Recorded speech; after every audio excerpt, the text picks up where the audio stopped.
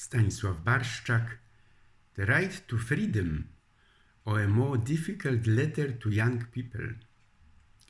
Dear young friend, after graduating from high school, accept from me a handful of these words, which, based on the wisdom of those who before us in the relay race of generations, wanted to build more perfect altars for mankind. The key to free education is experiencing beauty. I do not dare to say that we only realize freedom in art. Madness is short, regret is long, but art raises a person high, and to save everything, we must risk everything. Time is man's angel. What is to come to life in a song should in fact perish, noted the poet. Time brings advice. It should be expected patiently. Sometimes you have to trust the moment. Art is like two hearts and in a modest cottage. It can remain in blissful happiness. Where there is great freedom, there is a lot of error. How violent varieties of darkness and light, anarchy and order, happiness and poverty, in history and in the world, even when we look at man only in this small part of the world, which is Europe. He lives free on the Thames and owes this freedom only to himself. There in the midst of its Alp, invincible, he again invincible among its swamps and artificial lakes. He is powerless and unhappy by the Vistula River, and he is unhappy and powerless by peace beyond the Pyrenees, in Amsterdam, wealthy and flourishing without abundant harvest, and over the Ebro River, in this untapped paradise, suffering misery and poverty. Only good taste brings harmony to social life, because it brings it into the life of an individual. I am better than my reputation, I ponder. If you want to get to know each other, look at how others live. If you want to understand others, look into your own heart. Whoever cannot protect a woman is not worth her heart. Whoever has experienced great love until death is happy and unhappy because he has healed himself of it. Between sensual joy and peace of the soul, man is left with only a disturbing choice. Love helps me bear our common misery. The Negro has done his job. The Negro may live, poet said. Undisturbed joy in life, not shared by any mortal. O joy, spark of the gods, Elise maiden fields, I enter your holy threshold with your pupil full of fires. From time to time he unravels and habits thy withered joints. The whole world becomes brothers, wherever your blissful flight reaches. Let's hug millions, kiss from all over the earth. The Father desired must dwell on these stars. Shave yourself, millions. The world of strength requires a man to defend rights and equity. A woman should reign only with kindness and love. Humility is an adornment for a Christian. Appearances rule the world. There are no cases. What appears to us as blind luck comes precisely from the deepest sources. The difference between the old bachelor and the old husband is that all women can cheat the former, and only the wife of the latter. The strong is the most powerful when he is alone. The world disappears in the eyes of a woman in love. There is only one man in the world for her. That is her lover who kills everyone else. This is the end of what is beautiful on earth. It is the result, the course of evil deed that from evil to evil becomes rooted. Only stay in the sun, because nothing beautiful grows in the dark. My dear friend, everything ages only in life. Only fantasy is young forever. The gods themselves fight stupidity in vain. The clock does not strike for the lucky ones. Ordinary people pay with what they do, the noble ones with what they are. Life is cloudy and art is joyful. The law is on the winner's side, and our laws are the limits of our power. I once heard these and other sentences from Friedrich Schiller. Courage rises with danger, strength rises with tribulation. The outside world is a human shell. I am my heaven and my hell. I have seen this variegated lottery of life, where many put the innocence and the heaven to catch the winning number. All zeros came out. The winning number was gone. It is a spectacle, brother, that brings tears to your eye, and the same moment as your sights to laughter tickle. The law broke, and the gate of the snails made of what could have been an eagle flight. Someone said, there is more and more energy in poverty. Evidently, fate wants to make me a great man who it blocks my way across. And in Paris, they won't make rice out of oats. The law has not yet shaped a single great man, while freedom breeds giants. I have heard long and wide dissertations about the so-called blood of attachment. An ordinary person's head swelled from them. It is your brother. Literally explaining, he was baking in the same oven in which you were baked, so he must be holy to you. Poet said, whoever is afraid of no one is no less powerful than on one whom everyone is afraid of. It is fashionable now to wear belt buckles and buckle lighter or tighter at will. According to this fashion, let us arrange our conscience on buckles and slow it down according to the circumstances. What is the role of the artist in the third millennium? I am not able to exhaust the topic, but the critical distance between artist and society can be found in the thinking of Adorno. Art must hurt, he said.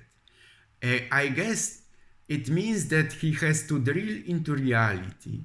It must reflect the spirit of the times, as Hegel called it. While for Marx, it is not enough to hold a mirror. You need a hammer there. Good art becomes a kind of utopian social criticism. It changes our perspective, preferably our life. I keep asking my readers questions even though I don't get an answer yet. If the questions are right, that's enough, I believe. New questions open up new horizons for thinking and can turn our entire world upside down. I play the role of an artist who prefers to go against his own time. It gives me the right to exist. Artists are marginalized with a view from the outside. They irritate and touch. Readers can immerse themselves in foreign worlds and thus better understand their own. Art is important, I will say. We all need a narrative to understand reality. Art is less political, closer to utopian. It does not solve specific problems and does not seek compromises, but starts from the roots, and as does philosophy. Successful art reaches deep, touches the tectonic of the plates of our soul, and then leads us towards a new ideal of life. Here, I would say film of the contemporary is the most powerful artistic medium of our time. These total works of art reflect the spirit of the times and are therefore important to our image. Contrary to museum art, they also reach the public just like art in public space. There are different views on how topical art should be. For example, when it comes to works of art that tell the fate of fleeing people, now let's say from Ukraine. At this point, let me say that I am not concerned with topical, but with aesthetics. Hence, in my essays, I have never stood very firmly on one option for solving reality, though I suppose, from where the reader is close to my image of the modern world, so I think that he does not condemn me for the lack of everyday radicalism. In my opinion, there is always a need for additional aesthetic value. Mere message is not enough. I need an idea how to get this message across. Content and form should be inextricably linked. If you can say the same thing in a different way, it's not good art. I ponder. The staged reality and the realistic staging are slightly different from each other. We live in the era of post-truth, which is the fashionable slogan of our time. Some filmmakers work in a documentary style theater. See Milorau. And the United States administration, for example, uses a floating concept of reality. Here I would highlight various stages of theatrical and exchange of reality. Art creates a space where you have time to reflect on the moral misery of the world. Otherwise, we are plunged into a flood of news and negative reports. It is only thanks to art that we understand what happens every day. Other authors, for example, Luke Berfus, say, I was tired of my country, its little shopkeepers with their notorious oblivion, and life was too precious for me to crawl into a niche, like most of my friends. The latter noted elsewhere, many executives only traveled home when it was inevitable, simply because they were afraid of realizing they had lost their old home and that they were only guests where they used to be at home. There are never enough flowers for poets, I would say here. Besides, poets do not choose their place in society. Everyone, including the poet, is a child of the time. My situation cannot be compared to any other. My relationship with the audience given to me is most often realized in the plural. The circumstances are very different and they change very quickly. What does a deal with poets say about society? First of all, it shows the utopian potential of society. To what extent can society think in terms of alternatives? What could be and why is it not? This is a great question of literature. Like all artists, poets are sensitive and highly exposed due to their independence. We don't have an institution to protect us. The price of freedom is uncertainty. What can art achieve today? What is art now? Art is abstract and cannot be found in reality. There are artists and the works. The methods have hardly been extended. Progress is not a concept of art. An interesting question might be, what tradition do we stand in? For example, what does the art of Egyptian, Greece, Roman have to tell us today? What is my attitude towards society today? I feel like everyone else. After all, society will not leave me alone. I meet people every day, talk and meet with them. I have no choice. However, mostly it is lack. Often there is the tension. If you get a ticket for stopping or on the freeway, parking when there are problems at school or a mechanic is late, then there is a tension with each of us. Artists claim to reflect society, ask questions, but don't have ready-made answers. Who has already the answer to the question why? Surely there is literary reflection, but there are also many other ways of speaking: hymn, sermon, polemic, gossip.